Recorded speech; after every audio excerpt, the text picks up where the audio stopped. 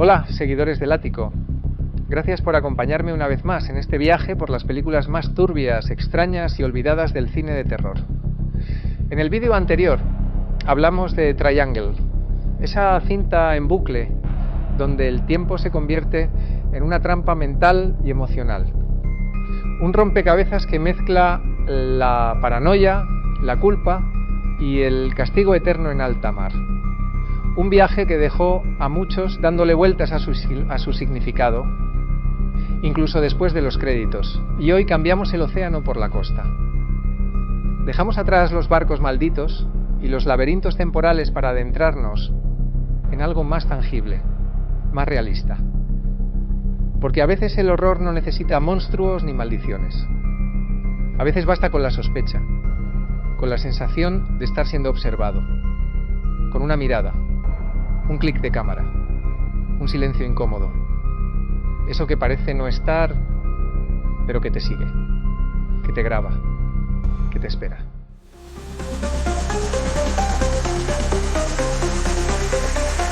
El ático de Bella Youth.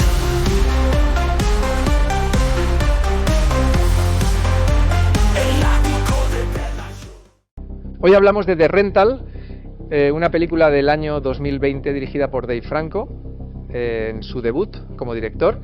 Y sí, hablamos del hermano de James Franco, pero aquí se aleja completamente del cine indie hipster o la comedia desfasada. Esta es una película contenida, sobria, que juega con la tensión, como si fuera una cuerda que se tensa lentamente hasta romperse. Y cuando se rompe, lo hace sin avisar. La trama gira en torno a dos parejas, Charlie y Michelle, Josh y Mina. 4 personas que alquilan una casa de ensueño frente al mar para pasar un fin de semana de celebración y desconexión. Pero desde el primer momento se filtra una sensación de incomodidad. La casa es perfecta, sí, demasiado perfecta. Y el anfitrión, interpretado por Toby Huss, transmite un aire pasivo-agresivo entre la cordialidad forzada y un racismo apenas disimulado. Este detalle no es menor.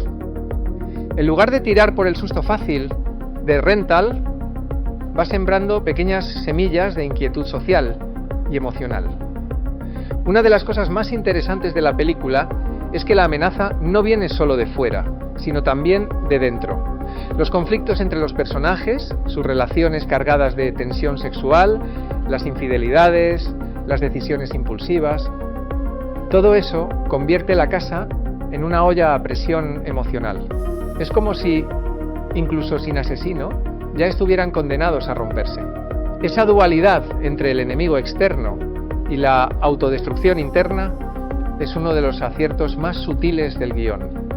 El personaje de Mina, interpretado por Sheila Band, A Girl Walks Home Alone at Night, es quien más capta esa desconfianza hacia el sistema.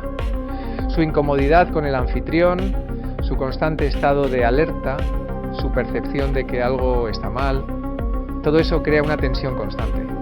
Frente a ella, Charlie, Dan Stevens, el más aparentemente racional, comienza a revelar un egoísmo encubierto. Michelle, Alison Brie, con una mezcla de ingenuidad y determinación, y Josh, Jeremy Allen White, el más emocionalmente frágil, completan este cuadro de relaciones enmarañadas. La película juega mucho con lo que no vemos, con el fuera de campo, con los sonidos apagados, los ángulos torcidos, los planos fijos que esperan que algo pase, y a veces no pasa nada. Y eso es justo lo que da miedo, porque la amenaza está en el aire, en lo invisible, en el espacio compartido. Dave Franco utiliza la arquitectura de la casa como un laberinto de cristal, muchas ventanas, muchas paredes blancas, mucha exposición. Y eso genera una contradicción perfecta. Cuanto más bonita es la casa, más incómoda resulta. El uso de la tecnología es también un tema central. Cámaras ocultas, rastros digitales, la falta de privacidad, todo forma parte de ese miedo moderno, porque The Rental no es solo una historia de horror en una casa remota. Es una crítica soterrada al modelo de turismo actual, a esa tendencia de alquilar lugares a desconocidos y depositar en ellos una confianza ciega. Y es también una reflexión sobre la vigilancia constante. ¿Hasta qué punto estamos seguros en los espacios que no nos pertenecen? ¿Nos damos una tregua? Si has llegado hasta aquí, te invito a apoyar este contenido con un buen like, a dejar en comentarios si alguna vez has sentido algo raro en una casa ajena y, por supuesto, a suscribirte al canal El Ático de Belayud. Aquí seguimos explorando los rincones más oscuros y cotidianos del cine de género. Gracias por estar. ¿Seguimos? El tercer acto es donde la película cambia de tono y se lanza al slasher puro, pero sin perder su elegancia. La violencia llega, sí, pero lo hace sin música grandilocuente ni sobresaltos tramposos. Es un horror frío, directo, casi clínico. Y cuando el espectador cree que ya ha entendido el conflicto, aparece un giro final que cambia por completo la perspectiva. No porque sea inesperado, sino porque es incómodo. Porque te recuerda que, al final, nadie está a salvo, ni siquiera cuando piensas que lo tienes todo bajo control. El último plano es una declaración de intenciones, una forma de decir que esto no ha acabado, que volverá a pasar, que pasa todos los días, en casas como esa, en ciudades como la tuya, y que tal vez ya haya pasado, solo que no te diste cuenta. The Rental es una de esas películas que no hacen ruido, pero se quedan contigo, que no necesitan monstruos ni fantasmas, porque el verdadero miedo está en la desconfianza, en la traición, en la vigilancia.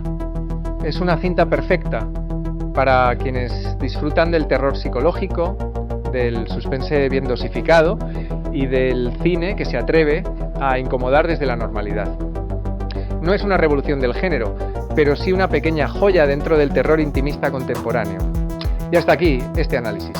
Si te ha gustado, no olvides dejar tu like, suscribirte al canal El Ático de Belayud y comentar qué opinas de Rental, si ya la viste o si te han dado ganas de echar un segundo vistazo a esa cámara del salón.